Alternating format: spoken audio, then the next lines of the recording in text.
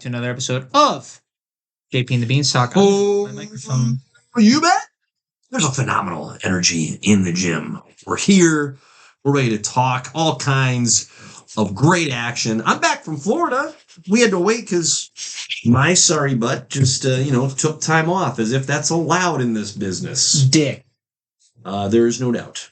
There is no doubt. And I did it, and I don't regret it, aside from the sunburn. Yeah, you know what? You're paying for it because your skin is just falling off the top of our eyes. Yeah. That is just... I want to rip it off, but I also know that's disgusting. Yeah, you know? It's like Florida sun just, it beat me. Like, I legitimately put on the sunscreen, went into the water for 15 minutes, came out, dead. Just dead. My sister's the same way. So it's not just you. No. It's you pasty people. It's you blonde people. Yep. You know? I mean, look at me. Tan. Good for you. I know. Good for you. I'm jealous of you. I'll be pasty forever. Weirdly enough, like my forearms tan up just fine. That's about it. The rest of me, forearms haven't burned in years. Right. It's like T-Rex it a little bit, just like, I'm fine. That's comedy. Just leave the rest of it unexposed. Just don't wear as gloves. it were.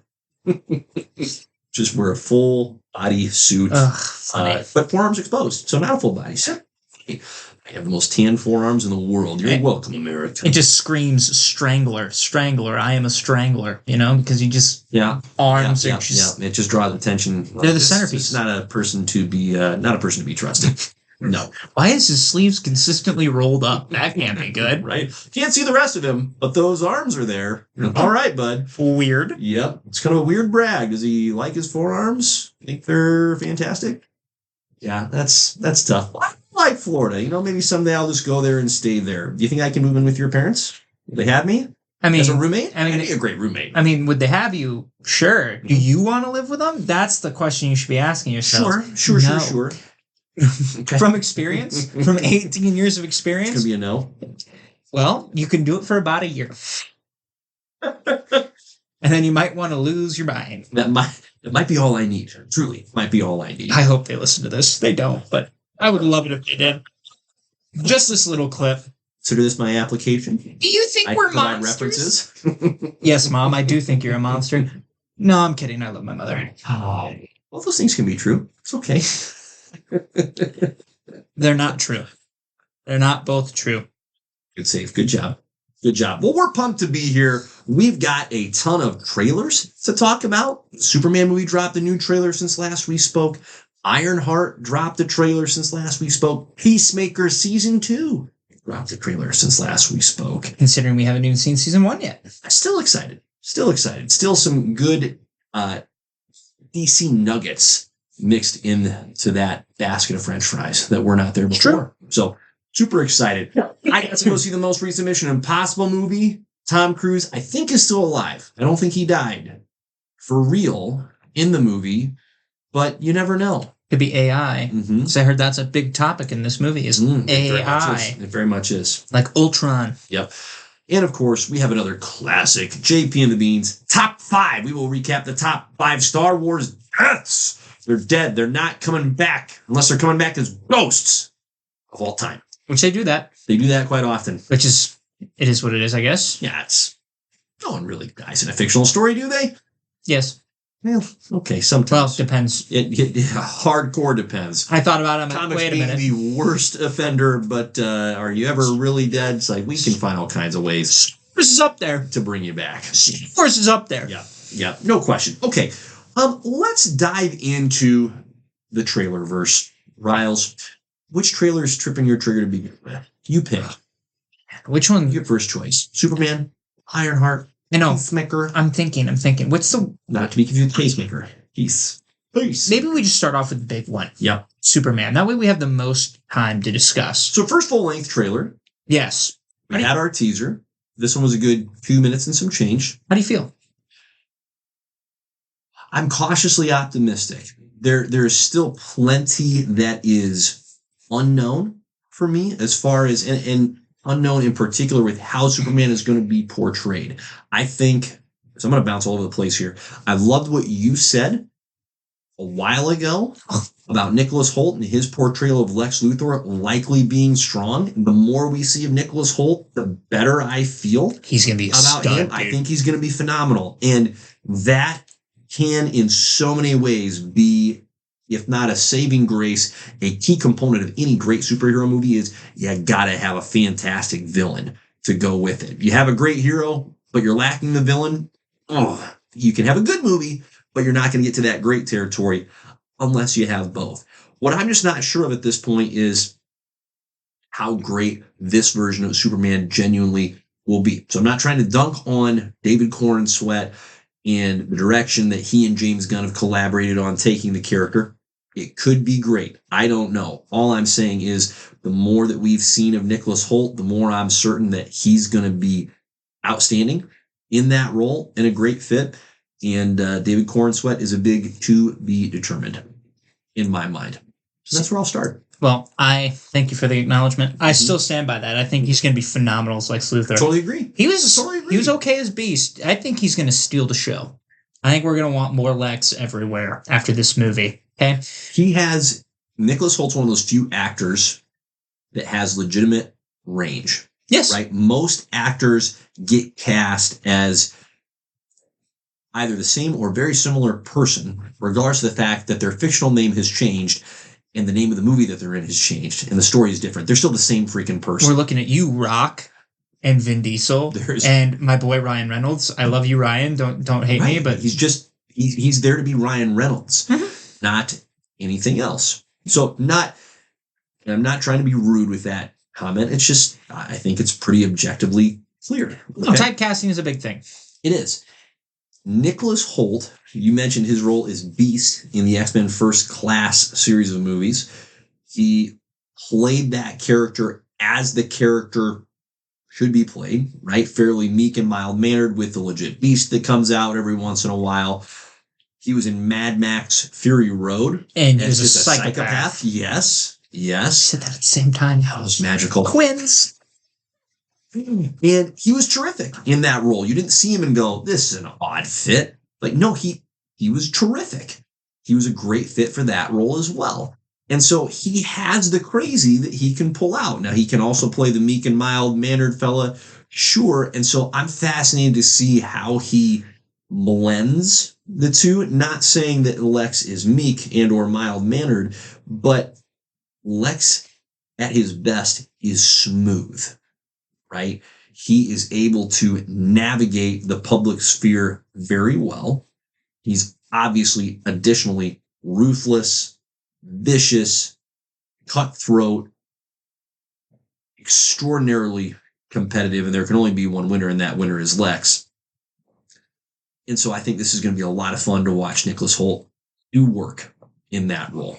So very eager for that. Very eager. Yeah, I think he's going to come out as the strongest character. Mm-hmm. I am actually excited about the new Superman. Great. I think he's going to be solid. I really do. This one, I don't disagree with you. He feels like he has more personality than Cavill was allowed to have. Okay, sure. So like the interview part of the trailer was actually really fascinating because it was very true to Lois Lane's character as well, like just wanting to get the facts out as well. Right. But I loved his reaction to when it was like, hold on a minute. Like, I'm trying to save everybody. Why am I not being given the benefit of the doubt here? Yeah. Didn't I do a good thing? Do you think I need the jurisdiction of the United States to do something good? Yeah. Like, I think about that and he's got a point. Yep. So I'm excited to see how he's coming into his own as Superman. I'm genuinely excited. I am a little nervous with the amount of things we are getting. Mm-hmm. Because, yes, we are getting some form of Justice League, right? With Hawk Girl and Green Lantern and Mr. Terrific, and I think they're going to be great. Yep. Metamorpho, super excited about Metamorpho. He's going to be a stud. Yep. Hopefully they keep him around for a long time and use him well. Yep. My issue, I think, comes with the villain aspect of it, because Lex obviously is going to be the main focus. The fact, also, the Fortress of Solitude, him invading that, first of all, badass. Secondly, Fortress of Solitude as a whole, well done. That's sick. Okay.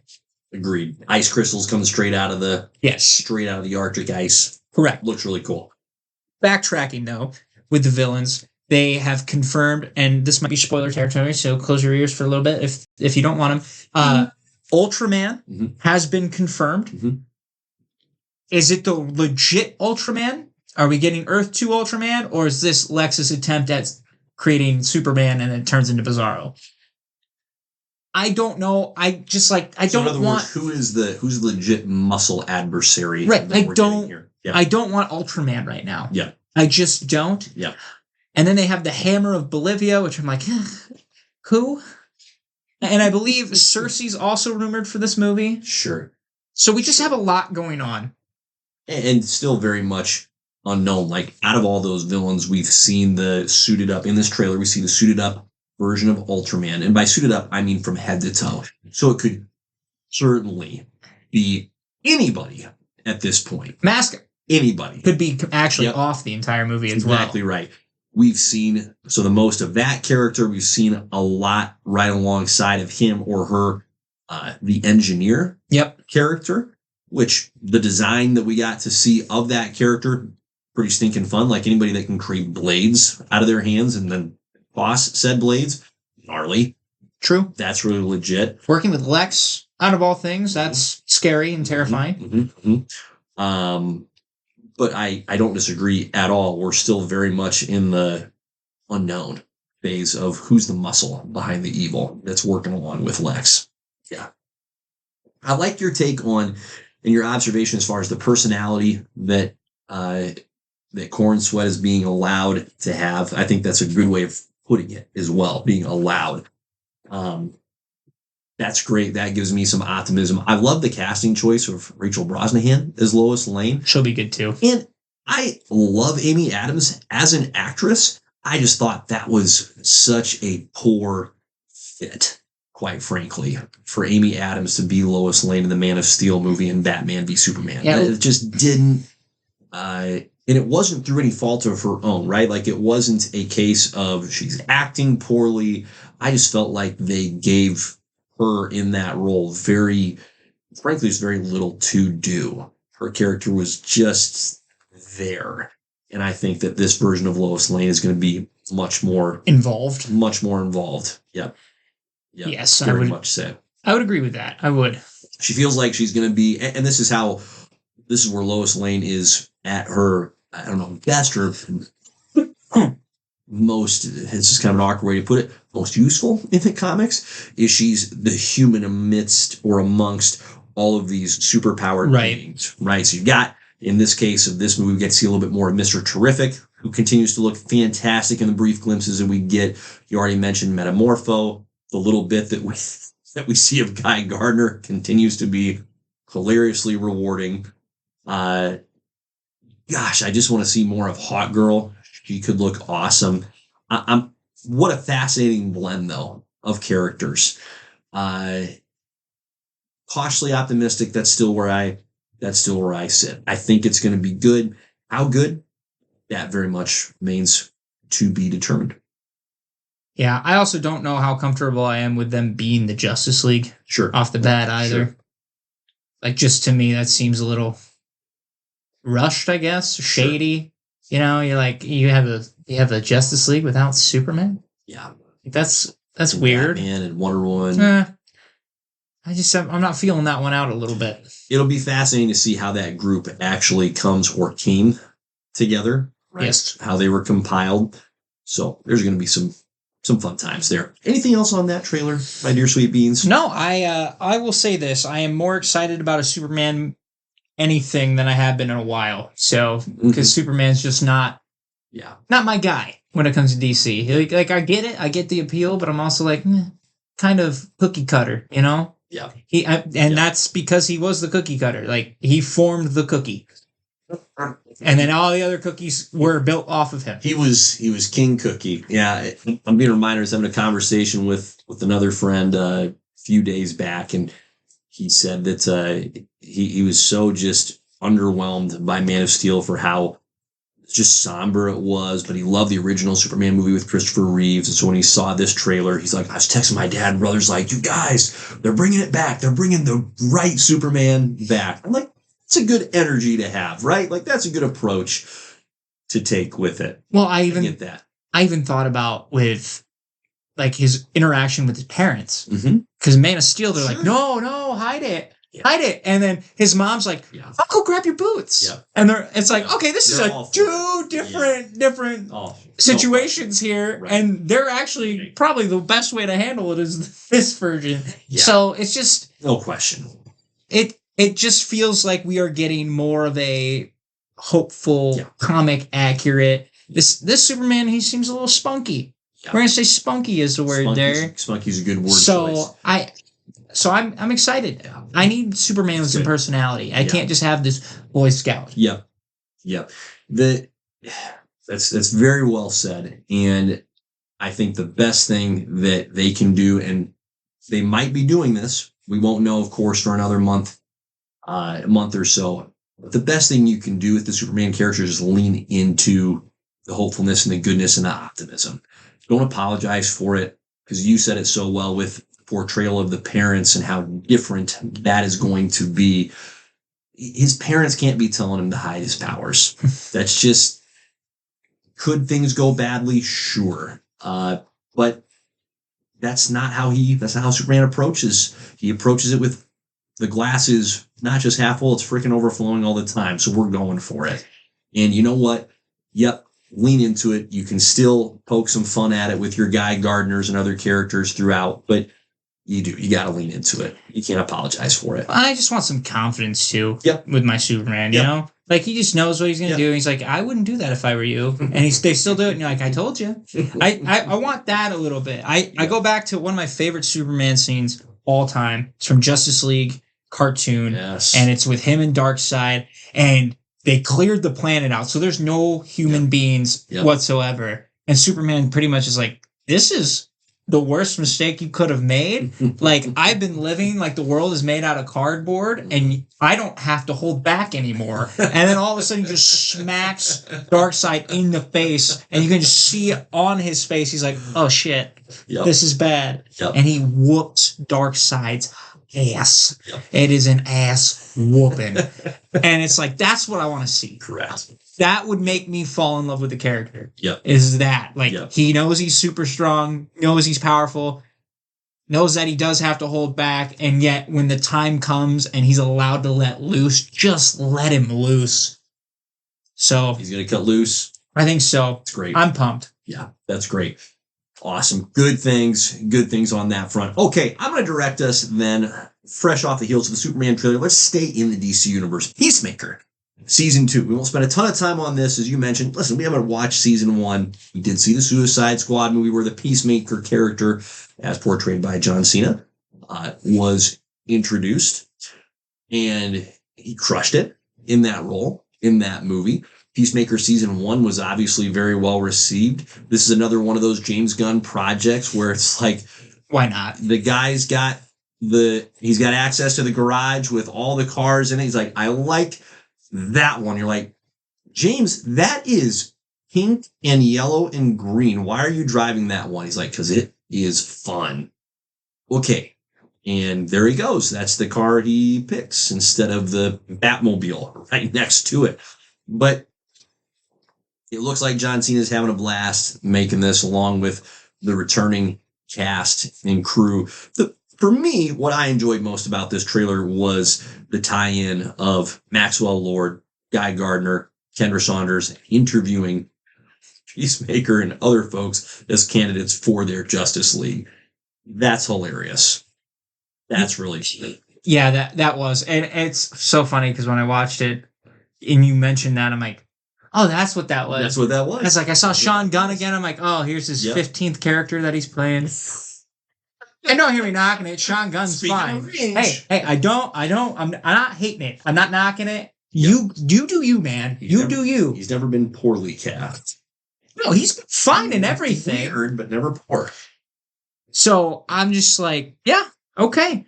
It looks like they're going to be delving into the multiverse a little. Yep.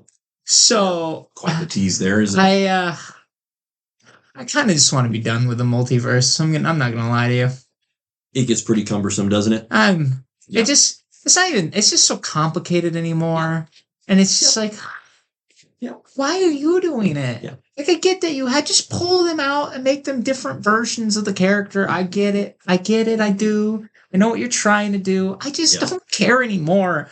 My brain hurts. Okay, I can't keep too hard for this. I can't keep doing this. Spider-Man, it should have been one and done. It should have been just No Way Home and then nothing. I'm breaking, man. I'm breaking. No mas. I don't know if I can do this anymore. Bring in an alternate universe Riley. Can we do that? Interesting. Oh, God, he'd be evil. Well, at least you're aware. One would be evil. The other one would be good. I'd be right in the middle. All I'll say is I think that as a whole, DC needs to take a cue from Marvel. And we're going to talk about Ironheart and give it its flowers here in a moment. But we talked on our previous podcast how Disney is intentionally taking the dial and turning it down in terms of the amount of water they're letting flow out of the Marvel tap. In particular, as it pertains to TV shows. Now, can you pick your spots and hit them? Absolutely.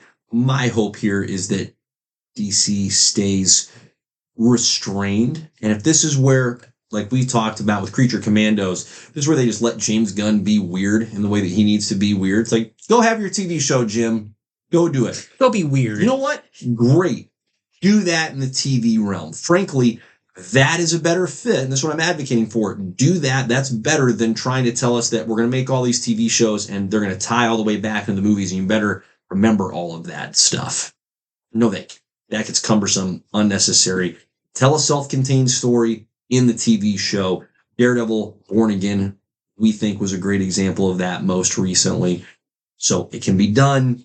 Penguin Show obviously did that very well. Creature Commandos in its own right. So fine. If you're going to do these self-contained weird shows, great. Do it. Just don't go overboard trying to tie it all together. We don't need that action. So that leaves us, of course, and leads us right into Ironheart.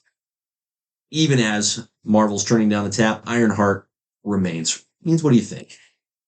You know, I was just thinking about this. First of all, I'm excited. I didn't realize Ryan Coogler was executive producer on this. Yep. That gives me more confidence in this. It's interesting because it's almost like it's getting the vibe that it's reverse Tony Stark. In the sense of, you know how Tony was originally into weapons and selling weapons, and then he gets blown up and he's like, never again.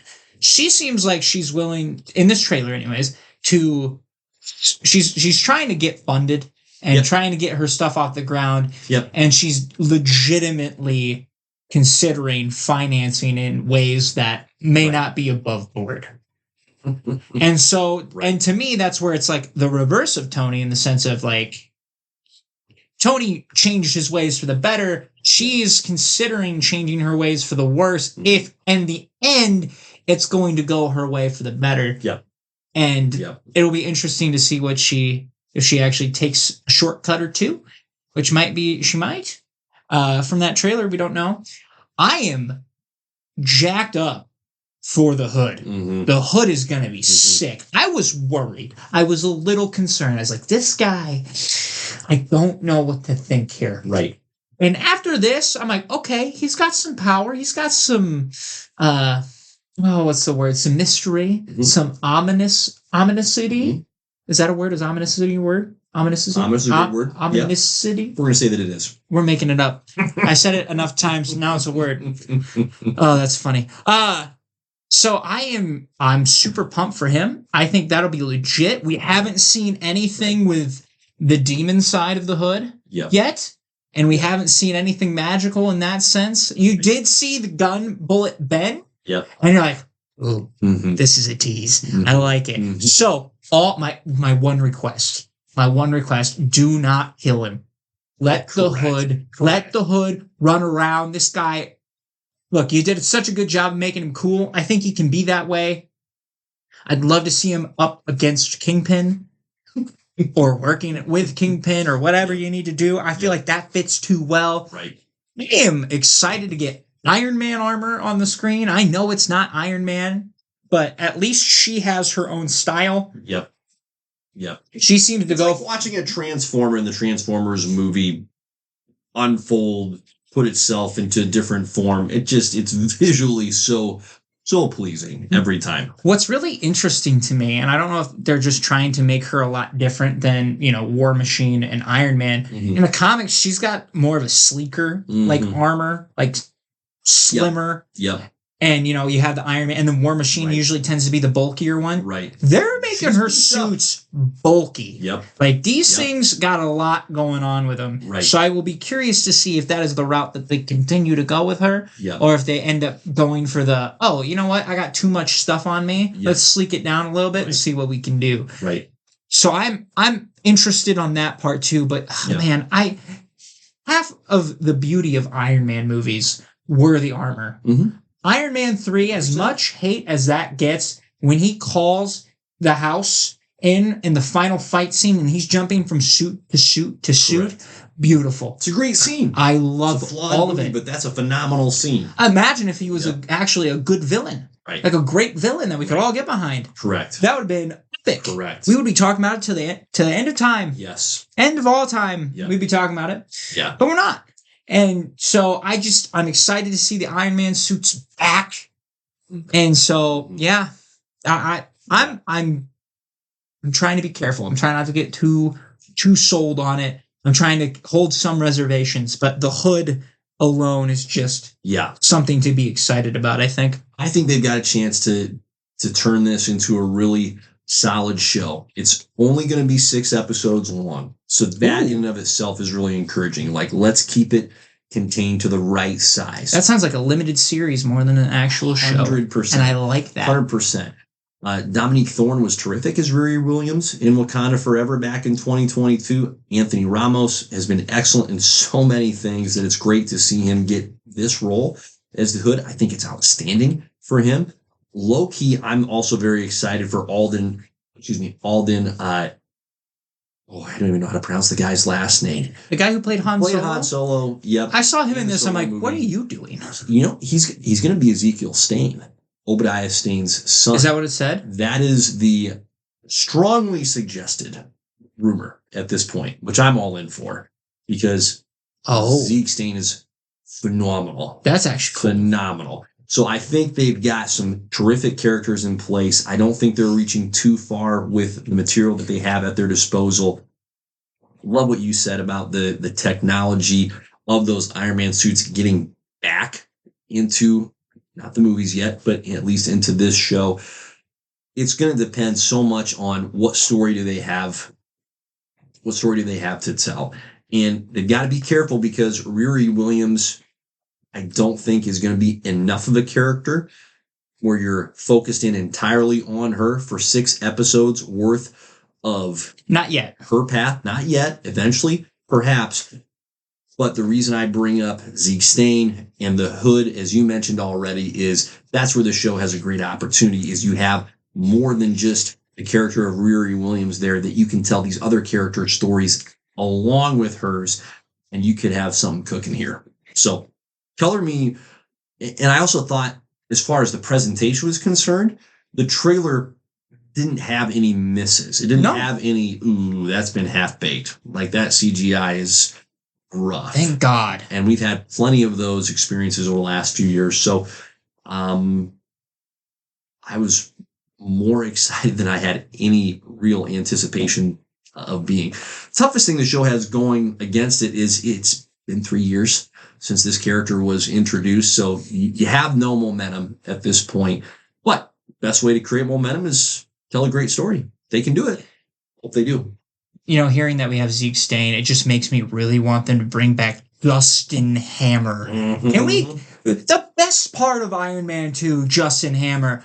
How have they not, capitalized on that at all? Can they bring him back, for the love of God? Give us the hammer test. You know what? In the end of this show, that would be perfect. You have Stain building up his own enterprise, and then just bring Justin Hammer back and just have... Look, they talked about Armor Wars for a very long time. Mm-hmm. Let War Machine have his vengeance for everything, for all of it, for that big old rocket that just died on him in that final fight. Just petered right out. Oh my gosh. You know how epic that would be? that's what it feels like because they're building into Armor Yeah. Wars, which that's canceled, right? Is that no longer a thing, or has that been postponed, or what's going on with Armor Wars? It's been Movie now? indefinitely postponed. Yeah, so we don't know. Justin Hammer needs to be back for that, whatever that thing is. And if you're building up Zeke Stan and you're building up Riri Williams, I would like to see her with Rhodey. I think that's huge. Yep. I would just ignore the whole Rhodey has been locked away in Secret Invasion for however long he was. Pretend that show didn't exist. Yep, ignore that and just let it ride. Because that might actually have some energy to it. Yep. And then I say all this and guess what? Reboot. so what do I know? What do I know? Sam Rockwell's infinitely entertaining. He does not get enough credit for that role, and it bothers me because he tried out for Tony Stark first, and he didn't get it. He lost to RDJ, and then he found out the second one was coming out, or they announced the second one was coming out, and somebody reached out to him, or vice versa. And he's like, "I want to be in it." Yep. And so he gets to be Justin Hammer. He was a great character. He played the role extraordinarily well. Again, in a flawed movie, but he was not a problem with that movie. He was one of the best parts about it. He was so good. He's the best villain. I wish they would have focused on him over Whiplash. Yeah. Oh, jeez. Like Whiplash, Whiplash had potential, but they just. Yep. It should have been Hammer, man. Yeah. It should have been. I would have watched Tony and Hammer go at it back and forth till the end of time. Like, that's such a missed opportunity. How do you not bring him back for Iron Man 3 and you bring in freaking Killian? Yep. I love Iron Man so much. I know. But the trilogy that could have been. And that wasn't. I feel like I've been stabbed in the back by like 90 different needles. And it just sucks. It doesn't feel good. No, it doesn't feel good. No. It's terrible. I could rant about Iron Man movies all day. All day. Maybe we should Don't even get me started on the Mandarin. Well, I think last thing I'll say with Ironheart is I think they're timing the rollout of the marketing well, because June 24th is release date of the first episode. So we're just a few weeks out. Oh, wow. And I'm glad that they didn't start rolling promotional material out earlier. I think it just would have gotten lost in the malaise of all the Lilo and Stitch marketing, all the Mission Impossible marketing. This feels like a nice timing, a good placement. By the way, of that character. Not of the character of the show. Both of my was towards the live action, not towards Mission Impossible. No. I don't want you to get that mixed up. Because that's another rant we could have is Disney live action movies, but we won't do it. Because that's not what this podcast is for. Tell you how well that movie's doing in terms of the money it's making? First of all, I know, and it bothers the shit out of me. You people are the problem, okay? No, 100%. Look, here we go. So it's happening. Look, let's get into it. I know that Stitch makes the money because there's a reason that he's all over the place in the parks. 100%. I get it. Yep. It makes sense. But I've heard about the ending, and I heard that you changed it completely from the original, and it's really, from what I understand. Wow. Yeah. Big Sister just gives her away. That's the end.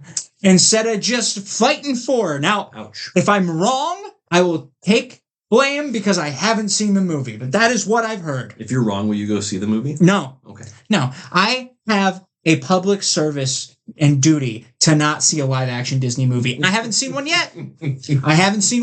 And I won't. I won't do that to myself or to you. And you should stop because this is insane. Okay? I saw that get announced, and I was like, no, why? It was such a good movie, animated. If you want to, look, if you're going to remake it, why don't you just drop a sequel? Look, you already did it 2 times outside. There's 3 of them, but nobody knows about it. Sequel. They were straight to DVD. Yeah. Because for whatever reason, you didn't capitalize on the product. Anyways, it's dumb. It pisses me off. Just like it pisses me off that we're getting Toy Story freaking 5. Anywho, yes, it's making too much money, and it's stupid. It is honestly stupid, because that's just all the parents that are now taking their kids to those movies and be like, Stitch was great. What? Go watch the original. Mm-hmm. Go watch the original. I'm pissed off. I'm pissed off that movie's doing well. Happy for I'm you. pissed off The Lion King did well. I'm just pissed off in general about all of those doing well because they are such. Do this. But it's just such a blatant cash grab. Yeah. You are seeing the same movie in a different format. Yeah. Literally, if I would have wrote it and drew it on a napkin, it would have been it's the same movie. Same story. It's just poorly done. And now it's all CGI lions. Why? Why? The whole movie CGI. You might as well just freaking animated the movie. It doesn't make sense, Jordan. It doesn't. At least the other ones had some people and humans in it, so it made sense to be live action. That's all animals. That's what we needed. Every single mix one. In real lions with real people and then make a movie. Interesting. Well, they kind of did that with Cocaine Bear. Which, by the way, if you've never seen Cocaine Bear, hey, it might not have. Not a bad movie. I'm going to be like, the guy who played Han Solo? Yep, he's in it. He's like the gangster's son. Ice Cube's son is in that movie. Look. He has a good time. It's not a bad movie. I was genuinely surprised. Here's what happens. Here's how this keeps working.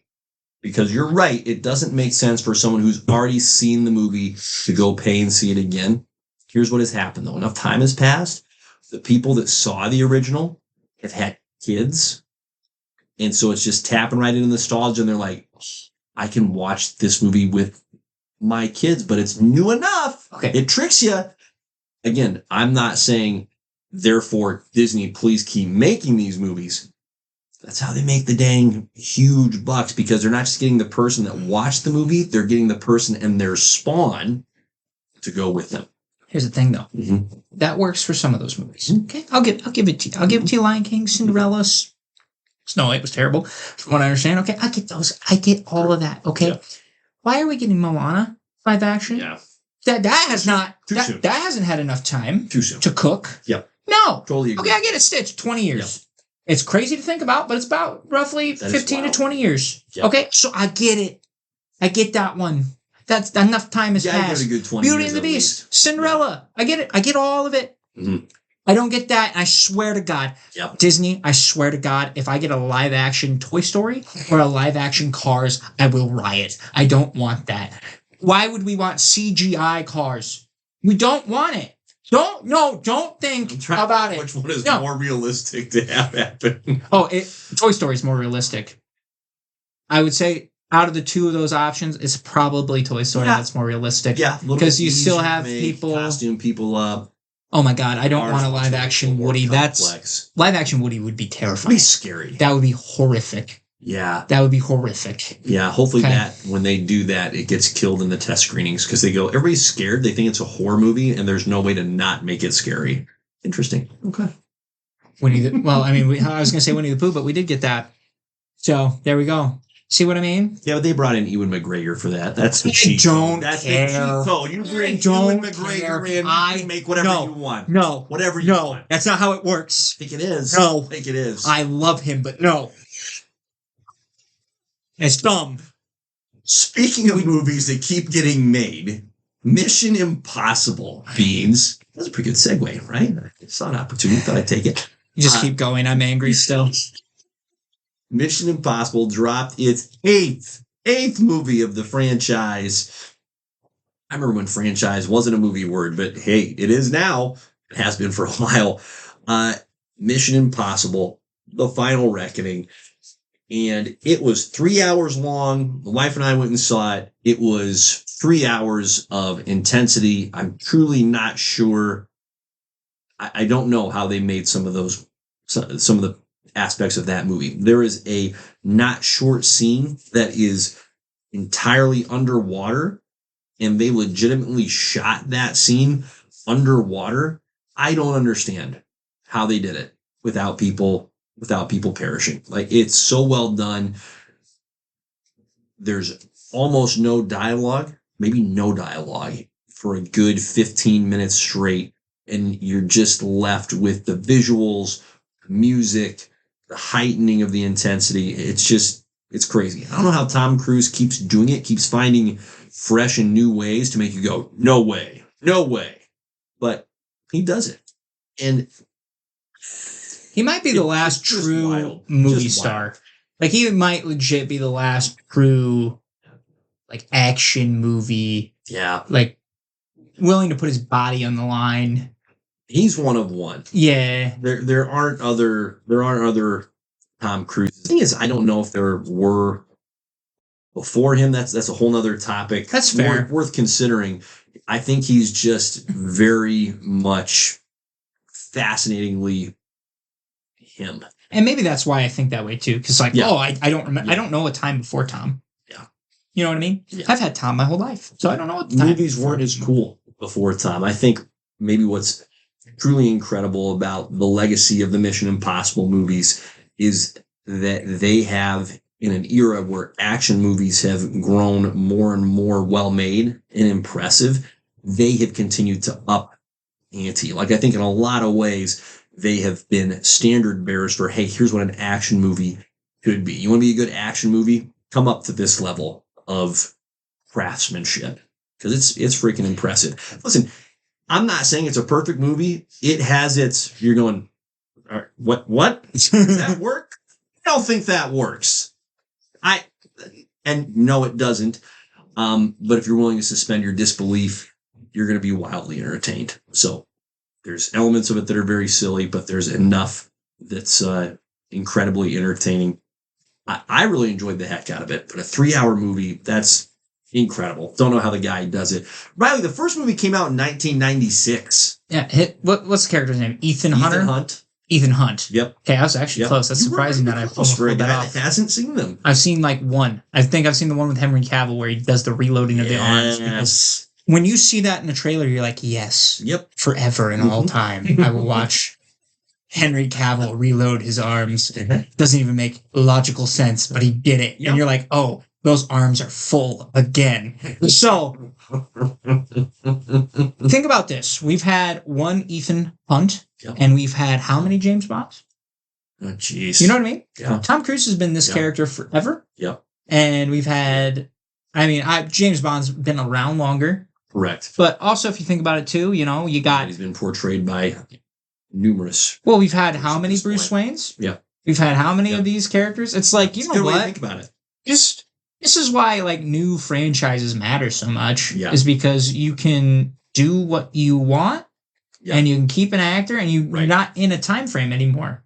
You don't have to be 20 to 40 to play Batman for 5 years, and like it's just a different time. You can grow and watch the character change with the times. Do you think after watching Mission Impossible 1 in the 90s, you're like, oh, the last movie will be covered with AI? No, you didn't think about that.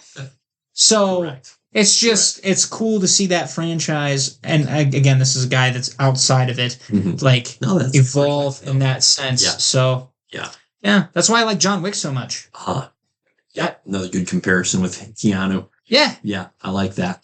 Well, and something they pulled off well in this movie is these have all been standalone movies with some recurring characters, but it's a story. The story ends, and then we're on to the next ridiculous, impossible story, so on and so forth.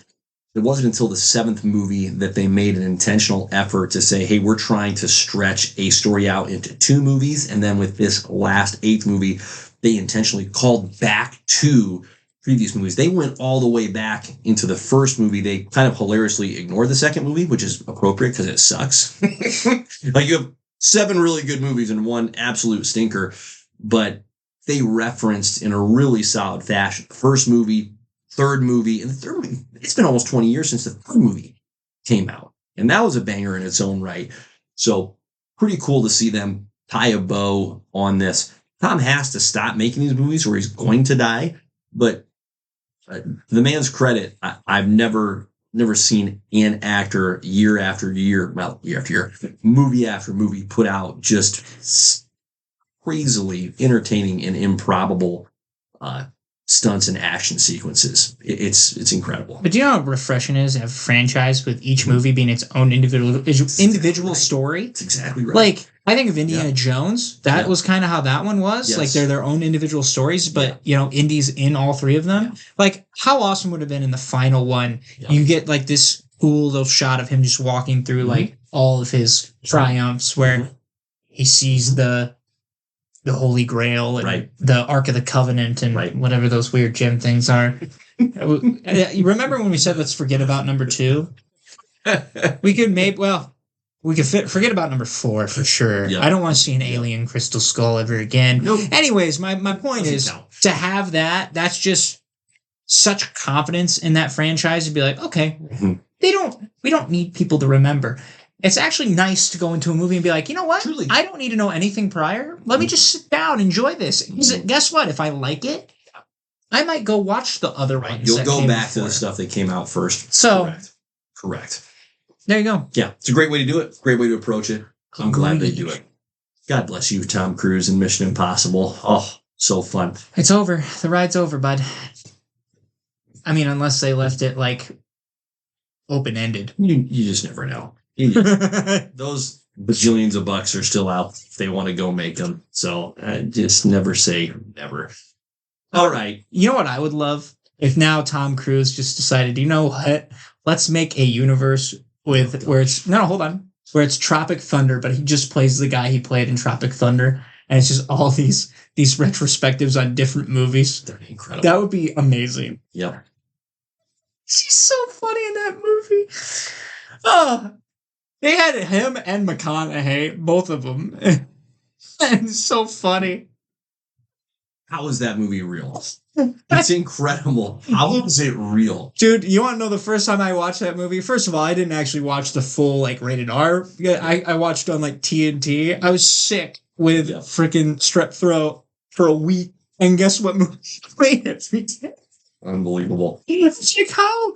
And this was before, like, all the stuff changed. Yep. Where it's like, okay, there's still some stuff where it's like, how are you getting away with this? It's still incredible. Still just absolutely wild. I don't know. I don't know how they did it, but anywho, that would be great. That's my pitch. They freaking did it. Good for them. All right, Beans. It's time. Is it time? It's time. It's time. It's time for another classic JP and the Beans top 5. Today we're going to list out for you our top 5 Star Wars deaths. Now, we said top. Do you have a particular criteria in mind as you shaped your list of most gruesome, most surprising, most emotional? I went with badass. So some badass ways to go. That's kind of what I was like. I don't care. Like, do you know how many? We discussed this before we started this. Yep. The amount of deaths in Star Wars that are like, they're disappeared. Oh, they're gone. It's like, ugh. Like, there's a lot of those deaths. Yeah. And you don't get ugh. Or like, I'm sad. Like, what? That was how you died? I'm sad. And that's how we get the two iconic twins. Anyways, there's deaths like that. And you're like, why? And then you get some really cool ones. And so it's just, I love it. It is what it is. Yep. So there you go. Pretty yes. I went with badass because for me and how my memory works, I'm remembering the epic deaths. Like the important deaths. So there's going to be a death on here that probably should have been on here, but I didn't put it on here. That's okay. Totally okay. Because it's more memorable than cool, you know? Yep. So there you go. No, I love that. What was your criteria? I had a similar criteria in terms of, broadly speaking, just like entertaining or impactful, right? So not so much in the... entertaining might be a better criteria than badass because entertaining could be like they're a death. They're adjacent to each other. But like somebody just dying and laughing at the death, that's entertaining. You know what I mean? Yeah. For me, part of it was just memorable. Like seeing that character die for the first time in that movie. How well did that stand out as dang, I can't believe they're dead, or that was surprising, or ooh, that was really cool. We thought they were going to die and they did. And that looked amazing. What a great way to go. So that's how I approached it. All right.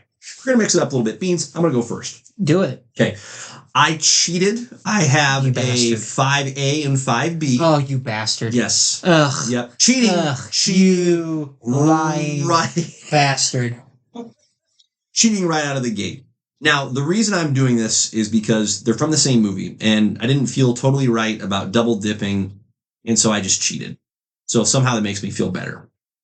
Is that I right? swear to God, if you have 4A and 4B and 3A and I do not. 3B, I will throw you out of the house. This is my one cheating, and that All is right. appropriate. All right. All right. From episode 1, Qui-Gon Jinn and Darth Maul when they die. Same movie, similar sequence. Maul doesn't die, though. Okay. He's dead as far as the live action movies are concerned. I understand. He's not dead. Fine. He comes back from the Clone Wars. So whatever. you're just really bad at this off the get-go. Because he didn't die. He's not dead, dang it. But okay. Presumed dead. Both of those deaths were wild because with Qui-Gon Jinn, you're going, oh, farts. A Jedi guy killed. You haven't seen that yet in the Star Wars movies up to that point. There haven't been Jedis that have been killed. Yoda dies. We can talk about Obi-Wan later, but this was a legit lightsaber to flesh. Dude's dead. He's gone. Darth Maul getting cut in half by Obi-Wan. Badass. Freaking awesome. That was badass. Freaking sweet. Tumbling down the endless pit in 2 halves. Great visual. So It's true. that's my 5A and 5. You cheater. Yeah, 100%. I'll lean into it. There's no doubt. So, my number 5, Mhm. I was debating. My honorable mention was was Luke's uncle and aunt just getting burned alive. I thought about that too. Because that was... That's shocking. Like, Oh, yeah. they go from very alive to the next time you see them, and they're just crispy skeletons. Oh, yeah. Smoldering. Brutal. And it's, by the way, you never see another, like, aftermath like that in Star Wars. It stands out. It's like, truly, I think back and I go, well, wait, how did that freaking happen? You don't even see flamethrowers in Star Wars, right? Like, that's what it looks like. They got crisped up with flamethrowers, but that was just a hardcore whoa. Yeah, no. They're dead. It's, talk about, like, 70s natural effects. Yep. You know what I mean? Yep. Brilliantly well done. Right. Like, what do we got? We got a skeleton in there. All right, bring it out. Yeah. That'll be Uncle Owen. I went for Rogue One, Yep. that unit as a whole, where they're raiding the planet. I think about the blind guy, chanting, what was he chanting? Would the force be with you? And No, it's you like, with the I'm force, with something the like force that. and the Yes, force is with yes, me. that lame Mhm. chant. But anyways, Phenomenal. just Yeah. going back and forth, and that's how he goes out, and you're like, wow. Mhm. And then they just know that it's a suicide mission and everybody's dying left and right. So I just kind of gave that to them as a whole, because it's badass to go in and be like, we're probably not going to get out of this. So you just used a whole group and you're giving me grief for 2? I feel justified. Vindication. Technically, I went with the guy with the bow staff. Choice. But if we want to get really specific with Rogue One, let's talk about Vader just killing all those rebels. Wow. Yeah, there's a scene. Because to me, that probably should be that's probably actually number 5. It's not a character that's dying, but it's a great scene. Oh, it's a great it's scene. fantastic. So Yeah. I will just say we'll say that Rogue One. Look, I love how malleable our lists are. Look, This is great. Again, great. it I'm just not felt, arguing with and look, it just I'm felt not like the arguing with you. I uncle just and chose to aunt call was the uncle and aunt was just gruesome. Okay, I was just like, ugh. Yes. I just don't. Yes. I feel like I would laugh too hard if I was like, that's number 5. And that shows you how my brain works, is that I thought it was funny when I saw 2 burnt, crisp, dead bodies. Anyways, number 4. Let's hear it. Number 4. 4 is Grievous. I had to go rewatch that because I was like, I remember him dying cool, and it's been so long since I've seen the movie. And just way Obi-Wan outduels him. Mhm. 2, then just shoots him in the chest. Now, by the way, one of the most anticlimactic shootings into the chest. Right. I will say that, and that's why it's 4. But the way he just implodes Mhm. and just incinerates and then just falls over, you're like, Yeah. oh, Yeah. okay. Yeah. Because Grievous is arguably one of the coolest Star Wars villains of all time. He's not Phenomenal a Sith. design. Not a Sith Phenomenal by any design. means, but yeah, Yeah. fantastic. Yeah. So I'll give it to Grievous Yeah. on that one. Good number 4. Okay, my number 4, which you're gonna love, is Supreme Leader Snoke in Ugh. episode. The fact that you 8. had any of the sequels on here is disgusting. You I've been disgust looking me. forward to this for this whole episode, and we're finally here. Now, I will acknowledge that the movie was shit. I will acknowledge that this was a bad choice. This is a great choice. That in terms of what it did for the story, it really messed things up to the point of no return. It really you did. Like it for all the wrong reasons. It really did. But it was a great, well-crafted moment of, is Kylo turning against him? And you see the lightsaber move, and the way they design the shot, they're showing you enough to make you think, I think I know what's going to happen. But then they don't show you the lightsaber when it's immediately cutting Snoke in half, because it just shows Snoke's face. He goes, realizes, whoops, I'm dead. And then he just goes down, and the lightsaber, boom, right in the hand. Really cool. Really cool scene. And seeing Snoke get taken out, and then the fight scene that it sets off. It's a great sequence. You're disgusting. In the midst of a flawed movie. You disgust that me. Was and again, first time reaction scene is like, whoa, here we go. That was pretty cool. Again, did it do good things for the story the rest of the way? No, because it turns out they had no idea what to do with Snoke, and it just went downhill from there. But that was a really cool scene. So Snoke is my number 4. My number only up from here. 3. My number 3. Speaking of bad guys getting killed, how about the Emperor going down in episode 9 with Vader ducking him straight down? Wait, episode 9? Wait, I'm sorry. I said episode 9. Excuse me. Not episode 9. Beg pardon. Episode 6. Well, technically, he didn't die in episode 6. He died in episode 9. He died. They fucking cloned him. Listen. I'm not nonsense. This list is flawed. This is one of the most flawed lists. How messed up Star Wars is. He freaking died. If they resurrected him later, gross, whatever. That mother trucker died in episode 6, and it was awesome. Vader picking him up, the lightning, his own lightning hitting him, Vader chucking him straight down the tube. Phenomenal. So satisfying just to see him get exploded. You know, it's really funny. Death Star. I had to double check my list to see if I kept him on there or not. And I was like, oh no, I didn't. Okay, it's such a satisfying scene. Like, you want to see the bad guy get smoked? He got smoked. He just gets chucked. It was great. Which great. I think is actual comedy. Just to watch him. It's hilarious. It's satisfying. He's thoroughly dead until some moron goes, well, I think we can bring him back. Get out of here. He's toast. He's dead. Emperor. My number 3.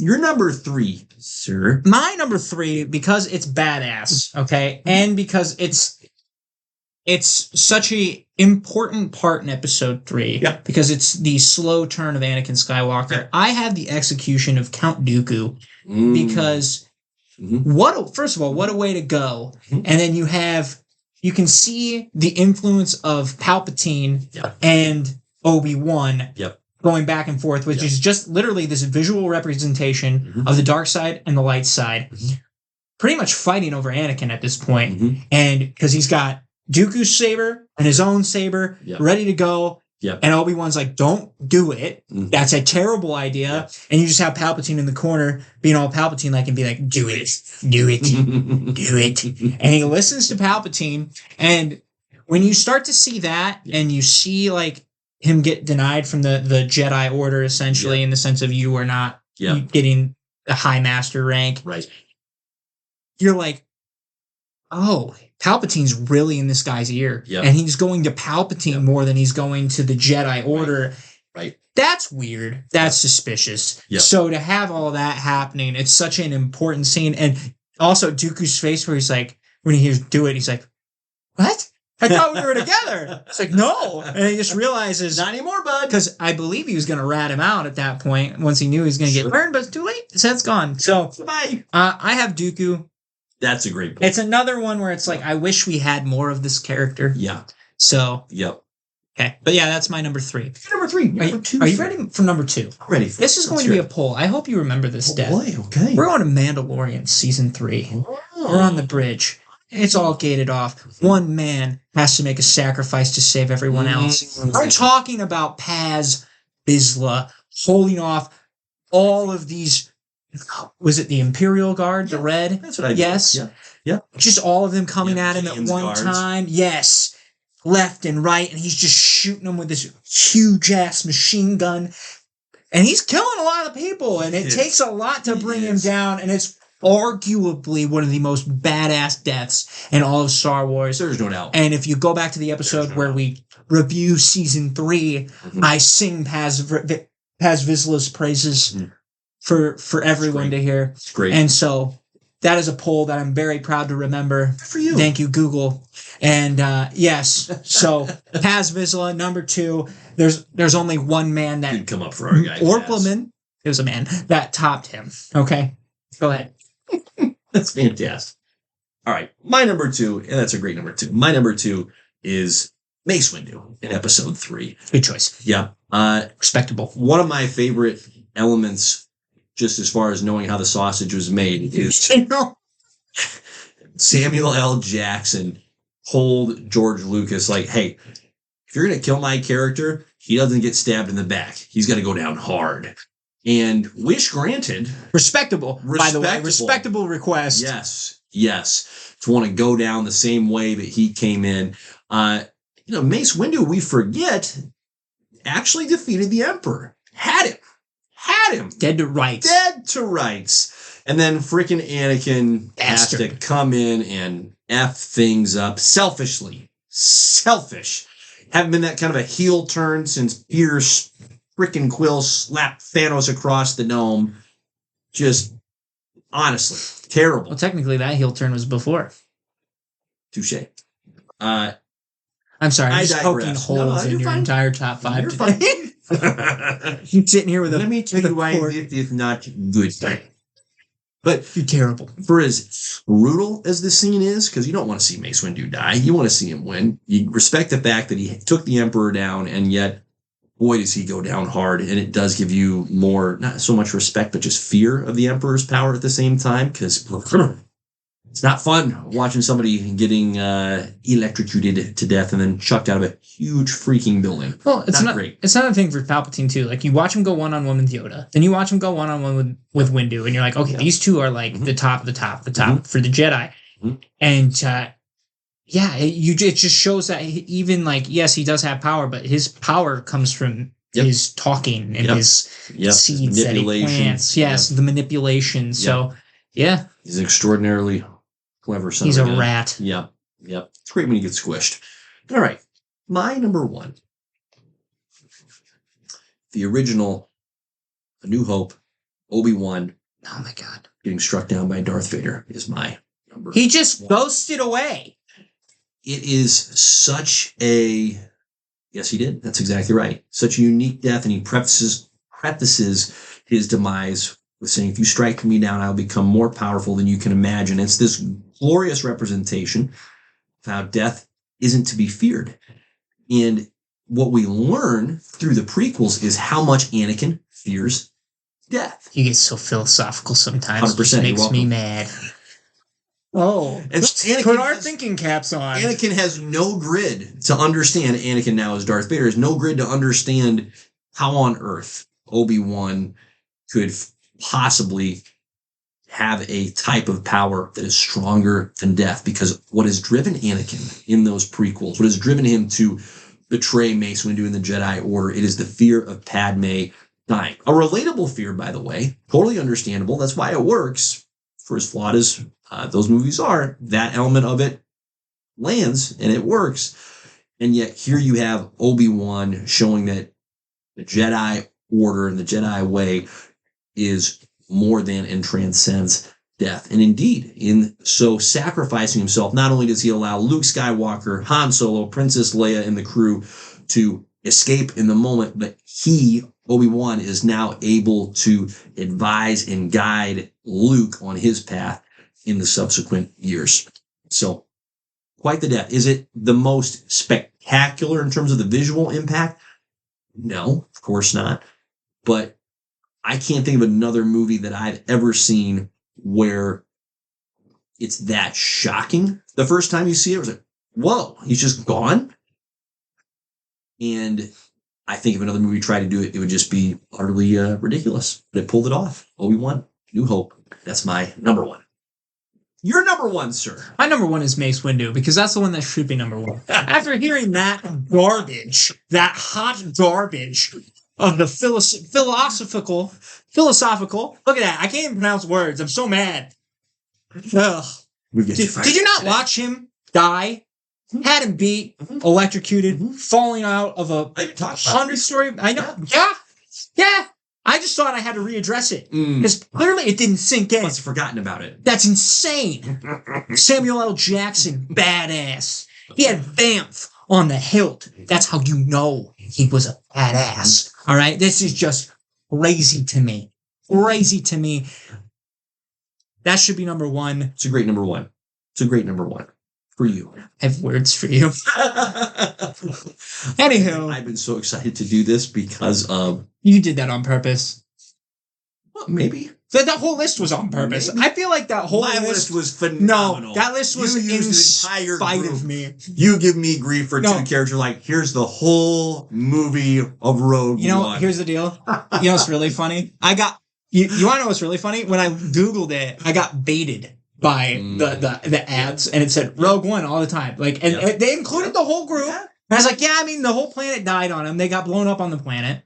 So, or the moon. Real quick, out of the group, who dies most spectacularly for you? Yeah, and see, that's what I mean. Like, the best part is, I don't remember. It might be the droid. Like, the droid goes down in just such a fantastic way. The blind guy, of course. Well, see, and that's what I'm going to say is the blind guy, because that's the one that I remember the most. Because he was cool throughout the whole thing, and then just kind of he knew he was going to die, and he took it like a champ. Yeah. So technically, he's my number 5, if we want to be real specific, asshole. All right? You can have an A and a B. You can't have an A and a B. C, D, E, and see, I didn't want to be a dick and put the uncle and the aunt fried to a crisp, because I almost did. It's for the best you didn't. But it's nice that you mentioned them in the almost made a category, the honorable mentions, as it were. Yeah. Well, Beans, what a great dialogue around the top 5. I don't know if it was a good top 5, but it was great dialogue. One of us had a good top 5. Wildly entertaining. Thank you. I thought it was great too.